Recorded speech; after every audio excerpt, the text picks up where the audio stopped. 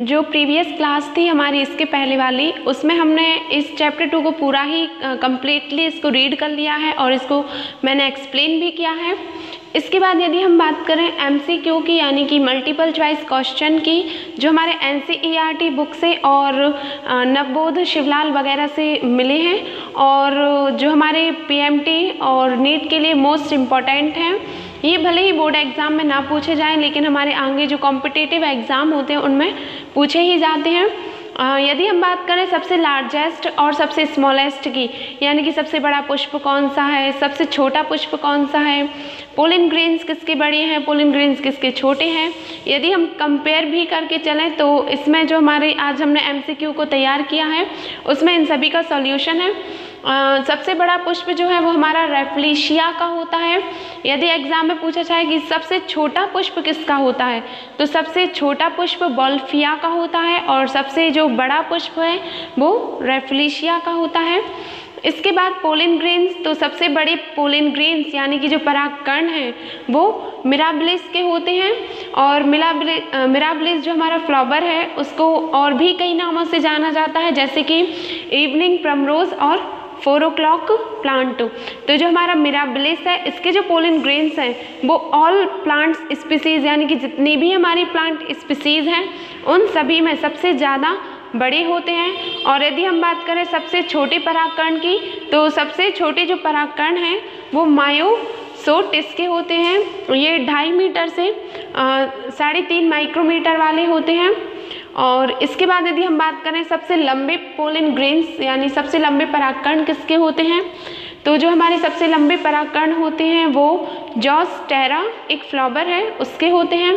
और यदि हम सबसे छोटे बात करें कि सबसे छोटी साइज़ मतलब कि किसके होते हैं, तो हमारे मिराबिलिस के होते हैं।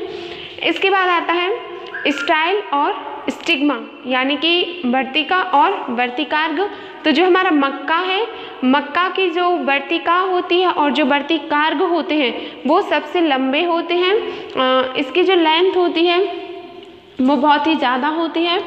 और इसके बाद यदि हम बात करें पुष्प क्रम की, तो पुष्प क्रम मैंने बताया कि जो पुष्प क्रम होता है वो जैसे कोई भी हमारा फ्लावर है, जैसे ये हमारा फ्लावर है, कोई भी हमारा ये फ्लावर है,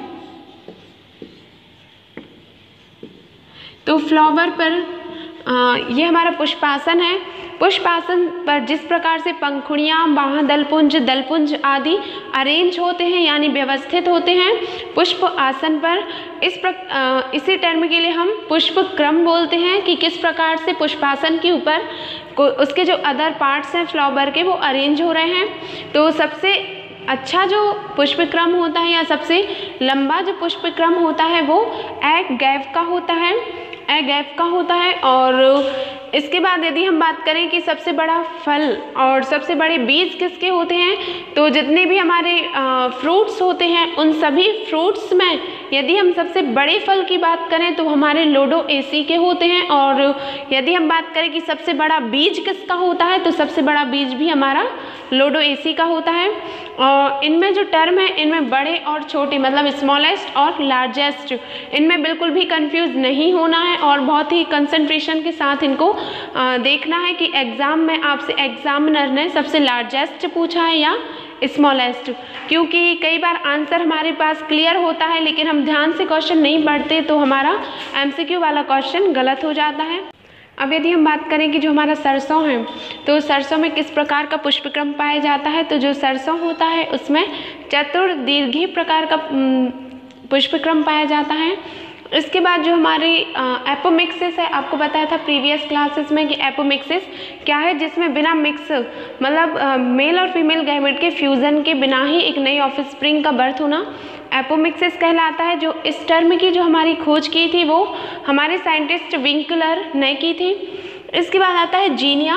तो जीनिया में क्या होता है कि जो हमारे परागकोश होते हैं यानी कि जो हमारा एंथर होता है उस पर हमारे पोलन ग्रेन्स इफेक्ट डालते हैं। वो इफेक्ट किसी भी प्रकार का हो सकता है कि वो उस पर डेवलपमेंट पर इफेक्ट करें या फिर उसकी ग्रोथ पर कुछ भी मतलब किसी भी उसके जो पार्ट है उस पर इफ़ेक्ट करें। तो एंथर पर जो परागकण इफ़ेक्ट डालते हैं इस टर्म के लिए हम जीनिया कहते हैं। इसके बाद आता है हमारा विविपेरी। तो विविपेरी में क्या होता है कि जो हमारा कोई भी फ्रूट है, मान लीजिए ये हमारा कोई भी फ्रूट है, तो इस फ्रूट में जो बीज रहता है, जैसे हमारा एप्पल है, एप्पल में ये बीज रहते हैं, इस तरह से एप्पल में बीज रहते हैं। तो जब इन बीजों का अंकुरण फ्रूट के अंदर ही हो जाता है, यानी कि ये इसके अंदर ही जनरेट हो जाते हैं, तो इस टर्म के लिए हम विविपेरी कहते हैं, जिसमें फल के अंदर ही बीज का अंकुरण होता है। लेकिन इसमें एक कंडीशन होती है कि जो हमारा फल है वो मात्र पौधे, यानी कि जो उसका मैटरनल प्लांट है, मान लीजिए हमारा कोई भी पौधा है और ये इसका फल है, तो जो हमारा फल है वो मैटरनल प्लांट यानी कि इससे लगा हुआ होगा, अपने पौधे से जुड़ा हुआ होगा, और इसके अंदर के जो बीज हैं वो बीज इसी जो फ्रूट है, इसी फ्रूट के अंदर अंकुरित हो जाएंगे। इस टर्म के लिए हम विविपेरी कहते हैं। इसके बाद आता है हमारा स्पर्मोलॉजी। तो स्पर्मोलॉजी में क्या होता है कि जो हम स्टडी करते हैं, स्पर्मोलॉजी, लॉजी का अर्थ होता है किसी भी चीज़ की स्टडी करना, यानी टू स्टडी, अध्ययन करना। तो जो स्पर्मोलॉजी है वो हमारे विज्ञान की वह शाखा जिसके अंतर्गत हम बीजों का अध्ययन करते हैं, उसे हम स्पर्मोलॉजी कहते हैं। इसके बाद आता है हमारा सेब। जो हमारा सेब है, फ्रूट दो टाइप से होते हैं, एक होते हैं कूट फल और एक होते हैं सत्य फल। तो कूट फल जो है, पहले आपको बता दें कि सत्य फल और कूट फल क्या कहलाते हैं। तो कूट फल में क्या होता है कि मैंने आपको बताया था कि एक परिपक्व अंडाशय ही फल में विकसित होता है, यानी कि जब कोई भी ओवरी है, अंडाशय है, वो फुल्ली मैच्योर हो जाता है, तो उस कंडीशन के बाद हम उसे फ्रूट का नाम दे देते हैं। तो जब कोई फ्रूट अंडाशय से विकसित ना होकर उसके किसी अन्य भाग से या पुंकेसर या किसी भी अन्य भाग से विकसित होता है, तो इस प्रकार के जो फल होते हैं उन्हें मिथ्या फल या कूट फल कहते हैं, जिसमें फल का विकास अंडाशय से ना होकर किसी अन्य भाग से होता है। तो जो हमारा सेब है वो कूट फल का एक एग्जाम्पल है, यानी कि उसमें जो सेब का विकास है वो अंडाशय यानी कि ओवरी से नहीं होता। और इसके बाद यदि हम बात करें सत्य फल यानी कि ट्रू फ्रूट क्या कहलाते हैं, तो ऐसे फ्रूट्स जिनका विकास अंडाशय से होता है, यानी कि जो मैच्योर मतलब फुल्ली मैच्योर अंडाशय होने के बाद फल बनता है, उस फल के लिए हम सत्य फल, वास्तविक फल या ट्रू फ्रूट कहते हैं। इसके बाद आता है कि जो हमारा पर परागण है, मैंने आपको बताया था कई टाइप से होता है, चमगादड़ के माध्यम से होता है, पक्षियों के माध्यम से होता है, वायु के माध्यम से होता है और जल के माध्यम से होता है।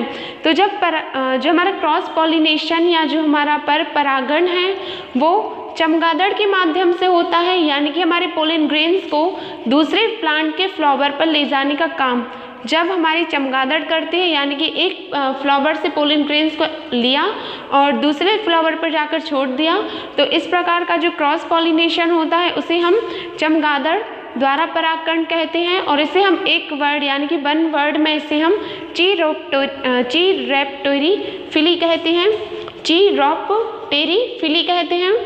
इसके बाद यदि हम बात करें एक बीजपत्री और द्विबीजपत्री, तो मैंने प्रीवियस क्लासेस में आपको बताया था कि एक बीजपत्री बीज क्या है और द्विबीजपत्री बीज क्या है।